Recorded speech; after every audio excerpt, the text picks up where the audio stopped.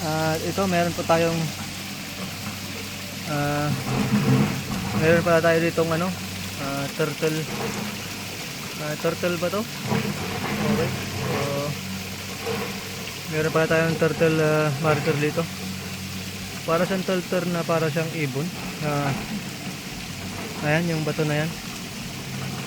Huwag naka-top view. So yung part ng buntot niya ay doon. So naka-arrowhead din dyan sa ating prospect. Ayan. At meron din siyang tinuturo dito. Pero meron siyang tinuturo dito. Okay. Ayan. Dito papasok sa loob. Baka yung tunnel po yung tinutuko niya. So ito, meron tayong napansin dito. May napansin ako rito sa isang site. So papansinin ko yan mamaya. So maganap lang.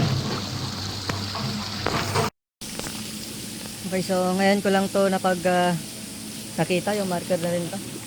Ito yung isa. Hindi ko napansin masyado. At yun pala, ang buo pala na yun ay isang bibi. Isa siyang bibing marka. Kung napansin nyo yan, lumalangoy na ibig sabihin. At yung emphasis niya, yung mata niya, kung mapapansin nyo, yung para siyang nakatingin dito yung mata niya, dito banda. So umaayon pa rin sa ating na-detect at nakuhan din, binasa. Ayan. So umaayon pa naman. Ayan. Okay. So ayan. So ayan po ang ating bagong napansin na marka rito. So kung napansin nyo, yan yung bebe, yung buntot niya. Okay, so meron siyang yung likod niya ito. At meron siyang maliit na pakpak. Ayun ang galing ng pagkakagawa nila. Okay. Ayan, yung maliit na pakpak niya pinakita pa doon. At yung ulo niya malaki. Ayan yung ulo na. Yung mata niya yun. Yung mata niya. So dito part nakatingin. Dito.